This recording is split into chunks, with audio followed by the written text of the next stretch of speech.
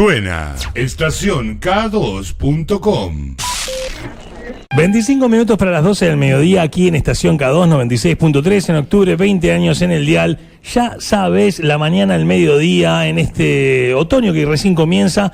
Y por supuesto hoy a la mañana arrancábamos en nuestras efemérides recordando cosas realmente importantes. Bueno, cosas que han pasado en el mundo del rock. Por ejemplo, les recordamos que comenzaba a grabarse hoy un nuevo disco de los Beatles, del cual se están celebrando 50 años. Y en el mundo del espectáculo también conmemorábamos y homenajeábamos a Manuel García Ferré, historietista y animador gráfico argentino que se iba un día como hoy del año 2013. Ahí empezamos nosotros justamente a recordar los personajes, a hacer nuestras propias imitaciones. Algunos de ustedes seguramente lo hicieron. Hicimos una competencia claramente en la que hay un jurado que no me favoreció.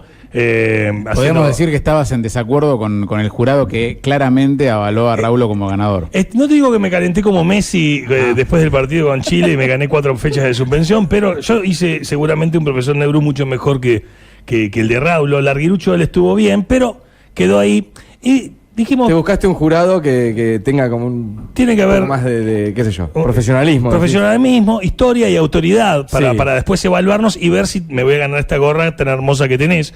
Y es por eso que muy amablemente, del otro lado de la línea, nos atiende Pedro Domingo Pelusa Suero.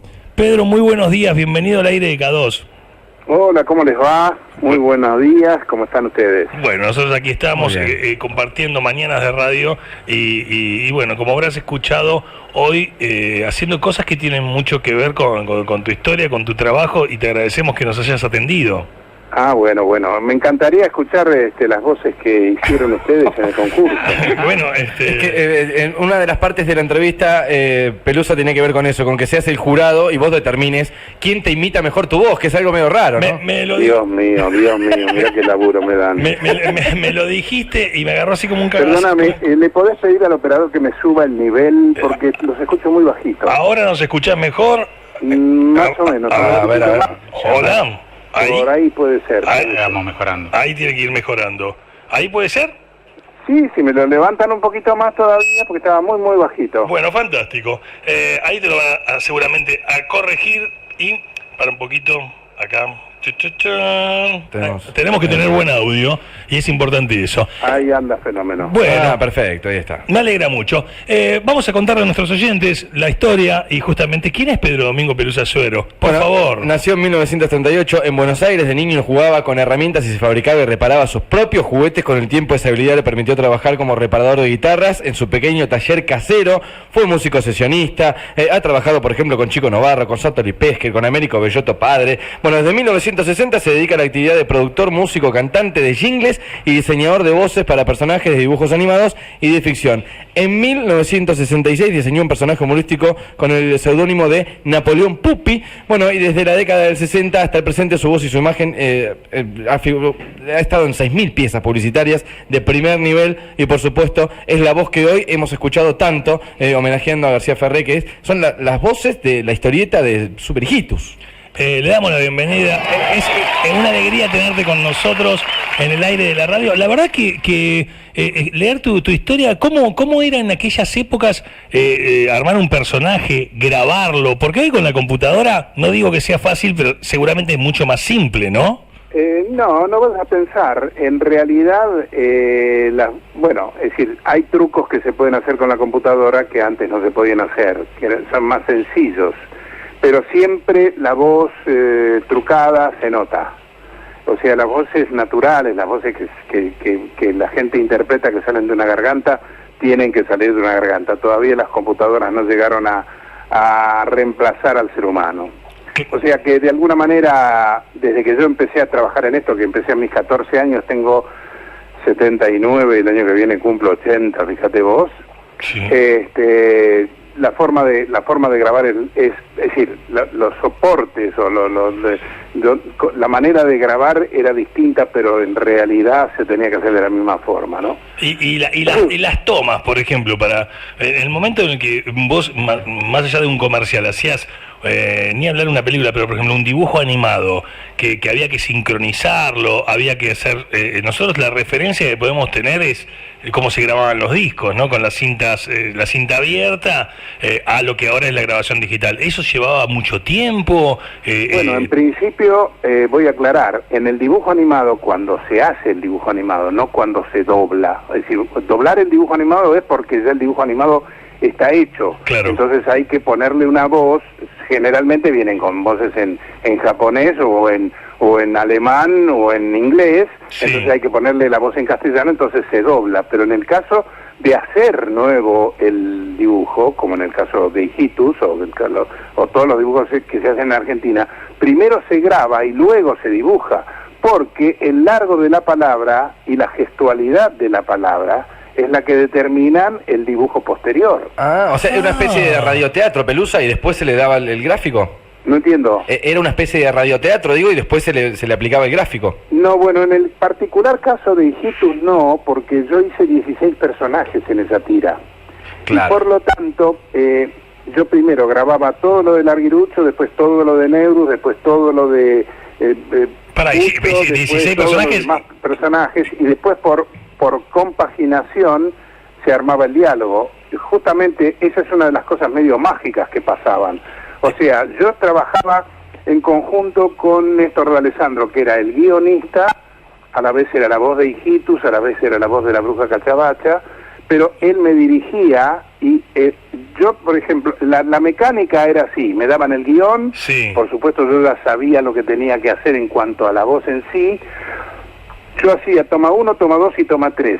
Si dentro de la toma 1, toma 2 y toma 3 estaba la intención que armaba después el diálogo, porque yo el diálogo no lo conocía. Claro. O sea, yo leía nada más que los parlamentos del personaje, claro. Que después se iban a armar en diálogo, pero en el momento de estarlos yo grabando no sabía si era una respuesta, no sabía de qué pregunta provenían, y si era una pregunta no sabía qué respuesta iba a recibir. ¿Y la intencionalidad entonces, te la marcaba Alessandro?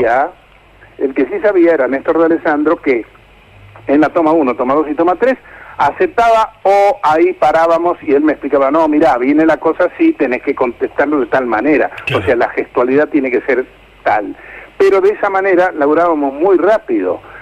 Imagínate, en una hora y media, una vez por semana, grabábamos todo lo que había que dibujarse en la semana. Claro. Y Pelusa, a ver... vos dijiste, los 16, hacías 16 personajes, ¿hacías todos? Bueno, no todos, no Hijitus, no Pichichus. Bueno, Pichichus estaba más o menos repartido, porque cuando no estaba la de Alessandro yo ladraba también. Claro. Serrucho, por ejemplo, también era compartido. Pero después, Ketchum, Dedo Negro... bueno, los otros personajes que no hice yo, ¿no es cierto? Vos venías laburando, acá cuando nos adentramos en tu historia, fuiste también luthier porque reparabas guitarras. Claro. ¿Ese oficio fue de transmisión familiar o aprendiste por necesidad? No, aprendí por necesidad porque no tenía guita para comprarme una guitarra. Claro. Y había un luthier en el barrio y yo fui, le pregunté y él me puso a lijar maderitas y mientras tanto yo miraba cómo él trabajaba. Era muy chiquito, tendría 12 años, y después del colegio me iba al taller de luthier y él me ponía ahí a lijar maderitas, mientras tanto yo miraba cómo se manejaba él con la cola, claro. Con la cola de conejo en aquel entonces, la cola caliente, sí. O cómo lustraba las guitarras, o en fin, todo lo que era necesario para hacer ese trabajo de lutería, ¿no? ¿Y ser locutor fue relacionado con la música, o que te diste cuenta, lo estudiaste? ¿Cómo? Nosotros muchas veces en la radio... Te vuelvo a escuchar muy lejitos. A ver, o te alejaste del micrófono o el... A ver ahora. Ahora sí vuelvo, sí. Yo te pregunto, sí. Dame un segundito. Ahí estoy.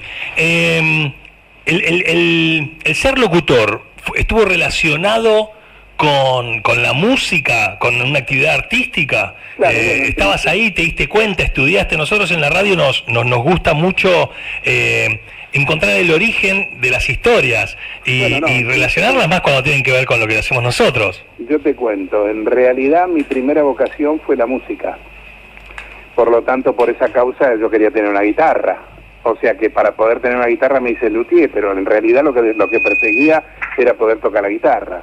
Ahora, tocando la guitarra y haciendo música, empecé a grabar jingles con don Rodolfo Llamarela Padre. Rodolfo Llamarela Padre era un autor sumamente famoso de aquellos años, estoy hablando de mis 12, 13, 14 años, y yo tenía un quinteto vocal donde cantaba el hijo de Llamarela. Por lo tanto, cuando Llamarela se da cuenta de que tenía la alternativa de podernos llevar a una grabación, empezó a llevarnos a los estudios profesionales. Y por lo tanto yo me metí de cabeza dentro del mundo profesional sin darme cuenta. Claro. Ahora, empecé a ver todo lo que era el trabajo de los músicos en sí y de los locutores también, porque cuando se grababa el jingle siempre había un locutor que remataba el jingle. Por lo tanto, empecé a prestarle atención a los locutores.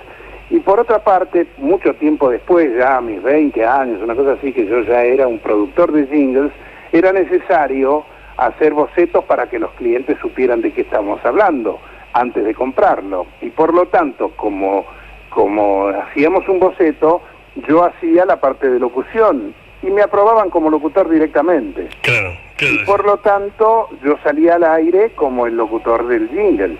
Ahora, hasta ese momento no era exigible el carnet de locutor para los jingles en particular. Claro. El carnet de locutor habilitaba para radio y o cabina de televisión en off. Pelusa, y después de esto falta la otra parte, que es cuando te diste cuenta que tenías esa gran versatilidad de voz que te hace hablar de diferentes formas. Bueno, mira, todas son opciones y, bueno, en principio, claro, son todas cosas que van surgiendo y que se van encadenando. Yo tenía un tío cuando era chiquito, que era militar y que trabajaba en el ejército, estaba destinado en la provincia de San Luis. Y cuando él venía a Buenos Aires para entretenerme, me hacía las voces de Pepe Iglesias el Zorro. Sí. Y por lo tanto, para mí, el hecho de hacer voces no era una cosa que era extraordinaria, como en realidad sí lo era con Pepe Iglesias el Zorro, porque total mi tío hacía lo mismo. Y por lo tanto yo en el colegio, en las fiestitas del 25 de mayo, del 9 de julio y demás, hacía mis sketches también con las vocecitas. Y por lo tanto eso me surgió como una cosa natural. Después, mucho tiempo después, trabajé en la revista Dislocada. La revista Dislocada era, para los jóvenes que no saben de qué estoy hablando de 1958. La revista Dislocada era un programa de radio sumamente importante que iba por Radio Espléndida al mediodía de los domingos. El mismo año que empezó El Gordo Porcel, empecé yo, 1958. Mirá. Y era un programa cómico donde los cómicos e imitadores hacían sus personajes y por lo tanto yo los vi ahí en vivo y en directo hacer los personajes. Yo había entrado en realidad cantando ahí porque el programa era un programa suficientemente importante que tenía su orquesta propia, una orquesta de 20 y pico de personas. En vivo. Todos en la radio en vivo. Claro, y aparte, las risas eran reales y verdaderas, y los aplausos eran reales y verdaderos, o sea, no era nada grabado. Claro, era un show. Era un show con público en el auditorium grande de Radio Espléndida en la calle Uruguay. Cosa que ya las radios no tienen eso, no necesitan tenerlo, y si lo tuvieran no sé si se les llenaría de gente. Claro. Pero en aquel momento que la televisión todavía era relativamente incipiente, la televisión había empezado en 1951 con el Canal 7, pero recién en el 56-57 empezaron a inaugurarse el Canal 11, el Canal 13, el Canal 9, con tecnología mucho más nueva, y por lo tanto ahí los comerciales, mejor dicho, las menciones comerciales que normalmente eran hechas en vivo y en directo, cada vez que uno veía al locutor, el locutor estaba frente a la cámara, ya empezaron a ser propagandas fílmicas, y por lo tanto yo, que tenía mucha cancha en producir jingles, me metí en el mundo de la publicidad, del cual sigo trabajando, ¿no es cierto? ¿Cómo seguís laburando en publicidad? O sea, es algo que no pudiste dejar de hacer. no puedo dejar de hacer y me conviene mucho hacerlo. Yo soy todas las cucarachas y todos los bicharracos de Raid. ¿En serio? Y claro, algo tengo que hacer, si no me muero. A mí me encanta, yo soy todas las cucarachas. ¿Viste la cucaracha esa que se peina un bigote con el cepillo de dientes? Bueno, ese soy yo. Mirá. Y ahora hay una chiquitita que anda en el borde de una bañadera que dice "bu, bu", y le pregunta a la persona que está hablando con él, le dice, ¿y cómo no salís corriendo? Y la persona agarra el raid y prácate, lo mata. Es cierto, la vi el otro día, es fantástico. Yo, todo el tiempo está la tentación de escuchándote imaginar de todo el universo que habita adentro tuyo, adentro de tu cabeza. Calculá que en la historia que tengo llevo más de 6.000 comerciales, en realidad perdí la cuenta, pero llevo más de 6.000 comerciales que han ido al aire. Yo soy Bardal, por ejemplo. ¿Vos sos Bardal? ¿Y has visto? No, yo lo hacía ese. Y bueno, máxima compresión. Un concurso ahí en la radio después. Claro, Bardal, máxima compresión, por favor. Y esto me imagino que tanto hacerlo también te empezaron a salir frases o participar de la creatividad, ¿no? Bueno, sí, en realidad en mi oficio he hecho de todo. He sido productor de jingles, he sido redactor redactor publicitario, he hecho todo, por supuesto, he vendido esas cosas, o sea que, claro. En fin, he cantado, he hecho voces de dibujos animados, bueno, ojo, muchas locuciones, no necesariamente tienen que ser voces de dibujos animados, o sea, la mayor cantidad de cosas que he hecho han sido locuciones simples y sencillas, ¿no? En el momento en el que García Ferret te habla para hacer las voces, por lo que tengo entendido, arrancás con la voz publicitaria de Anteojito. No, yo trabajo, García Ferret, yo tenía una amiga cantante que se llamaba Mariona Aramburu, que era la voz de Anteojito. Ajá. Y entonces García Ferrer le pregunta si conocía otras personas que pudieran hacer voces, y qué sé yo, y ella me llama y me presenta a García Ferrer. Yo ya venía con mucho currículum de hacer voces. Claro. Lo que sucede es que no las nombro demasiado porque la publicidad es efímera, o sea, la publicidad dura lo que un anunciante compra espacios. Claro. Por lo tanto, cosas muy bonitas y cosas muy, muy creativas duran poquito. Claro.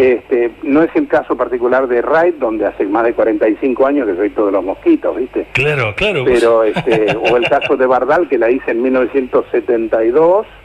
Empecé con Bardal en 1970. En el 72 fue a la radio, fue Martín Fierro de radio, y de ahí para acá, salvo algún periodo en que no lo usaron, sigue siendo aquello que yo grabé. Claro.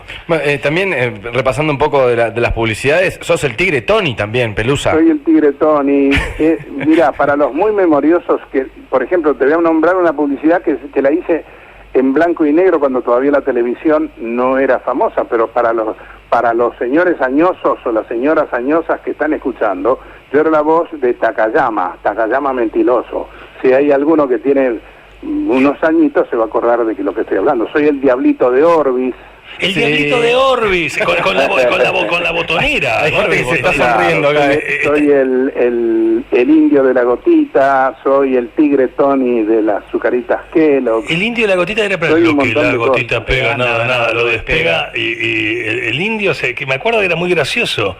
Te fuiste para atrás y no te escucho de nuevo. ¿Sabés que no, me estaba acordando del Indio de la Gotita? Qué cantidad de cosas y bueno, relacionado justamente a lo que son las aventuras Digitus. ¿Eras consciente en ese momento que ahí sí estabas grabando voces que iban a quedar para siempre en la memoria de la gente? Bueno, uno no puede percibir el éxito. En realidad, yo siempre digo que los que laburamos en esto somos como los corredores de Fórmula 1.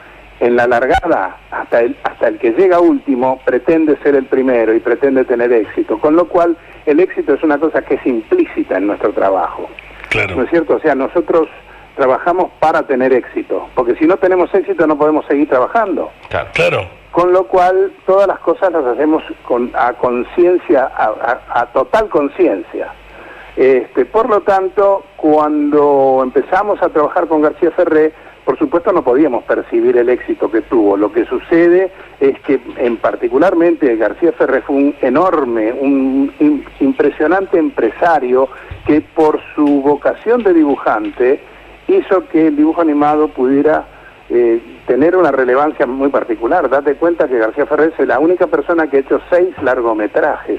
Hacer un largometraje es una cosa muy, muy complicada. Para hacer Hijitus, para hacer la tira de Hijitus, García Ferré tenía 60 dibujantes.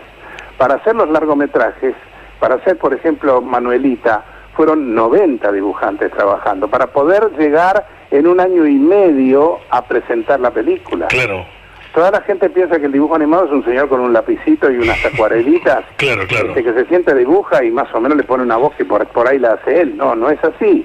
Es toda una gestión empresaria que inclusive solo el dibujo animado no amortiza en la República Argentina, porque no hay cantidad de consumidores. Lo que sucede es que García Ferré muy hábilmente vinculó el trabajo de dibujos animados con su gestión de editor de revistas. Claro. Por lo tanto, la televisión le resultaba la publicidad gratis de sus revistas. Claro. Para que te des una idea, la revista Anteojito, que estuvo más o menos 25 años en el mercado, llegó a vender 450.000 ejemplares por semana. Claro. Sí, Y no te digo la plata que le dejaba cada ejemplar, porque por radio no lo puedo decir.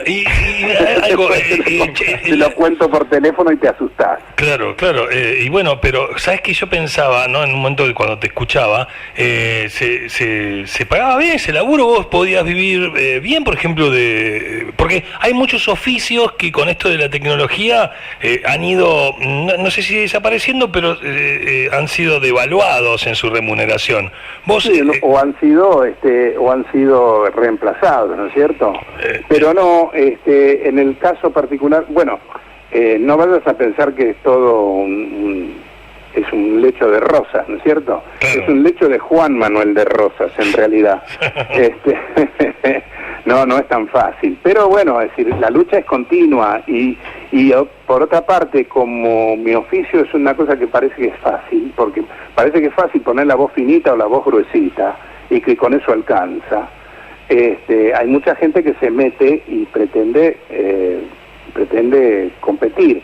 Y la mayor competencia es con el nivel de dinero. Inclusive debe haber gente que ha pagado para poder tener hacer la voz de algo en el aire. Claro. Así que en realidad yo logro que me paguen algunas veces en forma decente. Es decir, es una pelea continua, porque cuanto más hábil sos en lo que haces, en el caso mío, más rápido trabajás. Por lo tanto, con criterio de contador, ¿cuánto vale una hora hombre de este señor? Y yo no vendo hora hombre, yo vendo segundo talento, digamos. No sé, no quiero parecer pillado, pero... No, pero nosotros podemos entenderlo perfectamente, lo que decís. Y no sé, si vos grabaste una voz hace 30, 40 años y todavía se sigue usando o sigue siendo popular, mi otra pregunta es, ¿hay una forma en la que seguís cobrando por ese trabajo Bueno, no? En principio yo vendo, en la publicidad yo vendo mis derechos. En principio no vendo, sino cedo el uso. Claro. El uso de mis derechos intelectuales. Claro. Lo cedo por 1 año. Al año, si es que eso es un éxito, me lo vuelven a pagar. Claro. Y así se mantiene, si es que se mantiene como el caso Bardal. Bueno, ya en el caso Bardal ya directamente tengo un contrato con ellos. Claro, está bueno, es así como cuando yo tengo muchos amigos músicos y bueno, pegan un hitazo y la canción sigue sonando eternamente y forma parte del cancionero popular, tienen como ahí es como decir un departamento, algo que saben que anualmente les va a dejar un ingreso.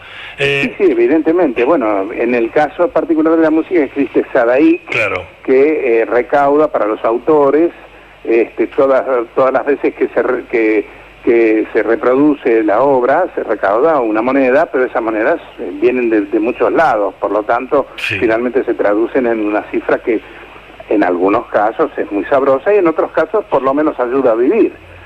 Algo parecido es lo mío, ¿no es cierto? Algo parecido es lo mío. Todavía, por ejemplo, la publicidad no es recaudada por SAGAI.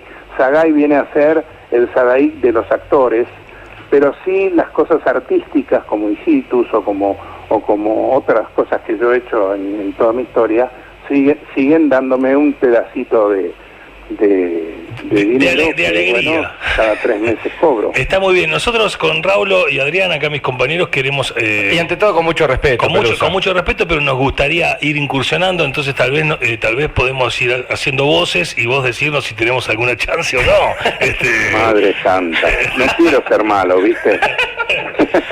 Nosotros hoy probamos con algunos audios, Pelusa. Pusimos un audio de Larguirucho, pusimos uno de Neurus y pusimos uno de Hijitus, creo que era. Y nos probamos, hicimos una elección interna y bueno, uno ganó, hasta hubo un par de apuestas, no queremos llegar a esto, pero te lo queremos contar.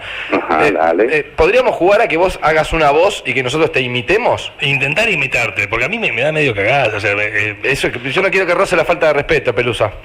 No se trata de falta de respeto. Lo que pasa, creo que fuera del reportaje anteriormente, cuando tomaron contacto conmigo, yo les pedía que no me pidieran muchas voces. Entonces porque normalmente cuando me hacen un reportaje me quieren hacer contar toda la historia de todas las voces que hice, por lo tanto me quedo disfónico. No pretendemos eso. Algunas voces otras que queden para la imaginación. No, está bien, pero nosotros tenemos la referencia de audio. Si vos nos querés dar una frase con un personaje suficiente como para que nosotros podamos competir. Bueno, pero decime qué frase debo decir. La que te parezca.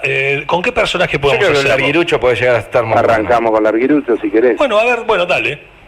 Bueno, muchachos, tengan ustedes muy buenos días y la audiencia también, que reciba un gran saludo de Larguirucho. Clama fuerte que no te escucho. Difícil. Ay, me agarré una emoción. Yo tengo 46 años, Pelusa, y como diciendo, estoy hablando Sos con un Larguirucho. pibe, te envidia, Bueno, date cuenta, yo el año que viene 80.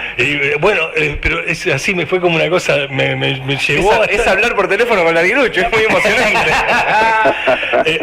A ver, bueno, entonces, Raulo, bueno, pongamos el audio, por favor, de Larguirucho. Vamos con Larguirucho, a ver, tenemos el audio. Soy el botellero Larguirucho que compra poco y paga mucho. Compra poco y paga mucho. Bueno, empieza Raulo. Soy el botellero Larguirucho que compra poco y paga mucho. ¿Tengo que opinar? Sí, por favor. Bueno, mira, en principio, una de las cosas que le pasa a Larguirucho es que tiene un diente muy grandote adelante. Entonces, cuando yo vi por primera vez el personaje, dije, bueno, ese diente tiene que modificar la fonación. Y por lo tanto, lo que puse fue el labio inferior mío detrás de los dientes superiores, detrás de los incisivos.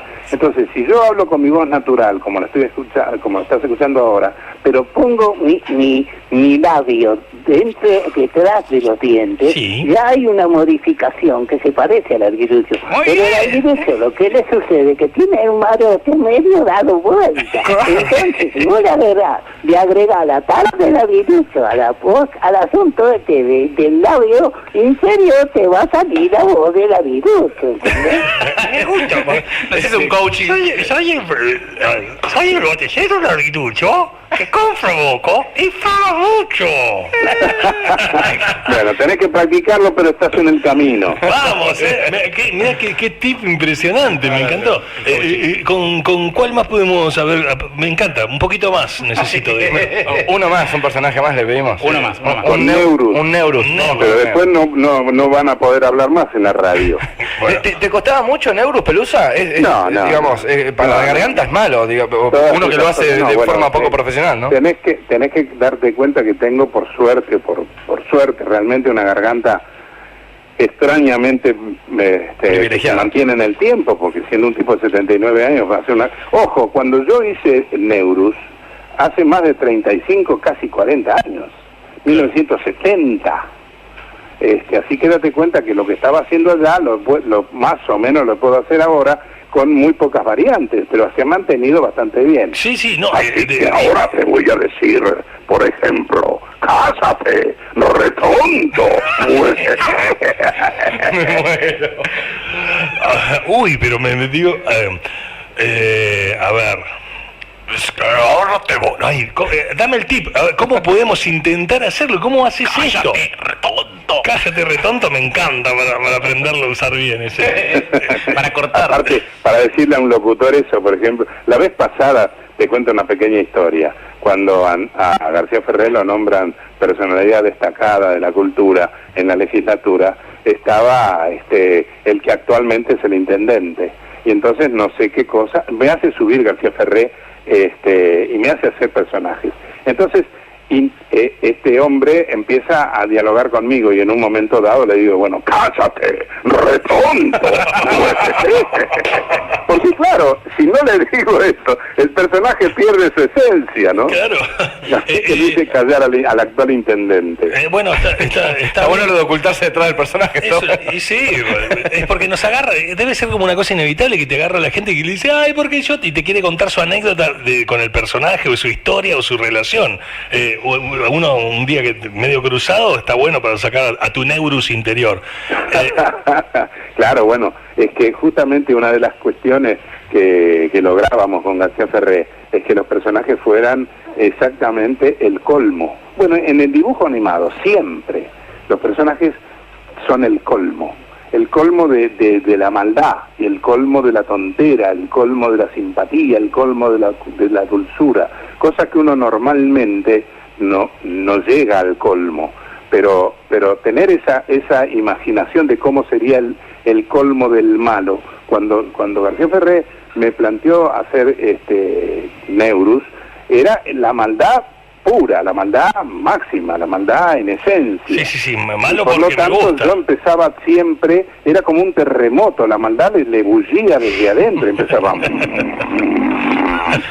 Siempre hacía todo una especie, un entroito de un mascullamiento maldito, ¿no? Y después largaba toda la porquería que tenía en la cabeza. Es como una ebullición. Ahora escuchando usted, es como relacionado en algún punto con lo que fue Bardal. Después es como una forma de locutar que te salió tipo hermanada, como con el mismo rayo. No, bueno, no. Sale de una misma garganta. Lo que pasa es que, ojo, también tiene mucho que ver que la imagen le da personalidad a la voz, y si vos escuchás las voces crudas por ahí, sale un cierto parentesco. Claro. Yo no puedo decir que Bardal sea pariente de Neurus. La motivación era completamente distinta, ¿no? La verdad que es hermoso escucharte. ¿Cómo cuidas tu voz? No sonás ni en pedo de 79 años. Pareces una persona muchísimo más joven. ¿Has visto? Sí. Eso no lo puedo poner en práctica con mis amigas, eso. Bueno, Pelusa, te agradecemos mucho tu tiempo, habernos atendido. ¿Conocés Necochea? No, particularmente no. Bueno, nos gustaría tal vez invitarte en algún momento. Bueno, con todo gusto. Cuando me corra por ahí por Mar del Plata, por ahí me pego una vueltita. Bueno, tranquilamente. Vamos a quedar relacionados. La verdad que sos muy amable, nos metiste en tu mundo un rato y sos muy generoso, te lo agradecemos mucho y te mandamos un abrazo muy pero muy grande. Bueno, lo mismo para ustedes, realmente me divertí con el reportaje. Y nosotros... Me han hecho preguntas interesantes. Bueno, qué bueno que lo hayas disfrutado. Te mandamos un abrazo y muchas gracias. Lo mismo para ustedes y para todos los oyentes. Un lujazo, queridos amigos. Pedro Domingo Pelusa. ¡Ah! La genio. Qué grande el Jujucaju. La verdad que yo no quise hincharle mucho la bola, ¿no? Es así, bueno, era conocer también un poco a la persona, ¿no? Una de las voces más reconocidas de la publicidad argentina, y por supuesto, bueno, tenía que ver el llamado con la muerte un día como hoy de García Ferré y lo que fueron los dibujos animados. Ha pasado por el aire de K2. Un lujazo. La verdad que la pasé bien. ¿Viste lo de los dientes, cómo te cambia el arguirucho? Nos hizo el coaching. Yo soy el arguirucho. Paga poco y compra mucho. Me dijo, tenés que practicar. Fue bueno, fue buenito. Sonó estacionk2.com.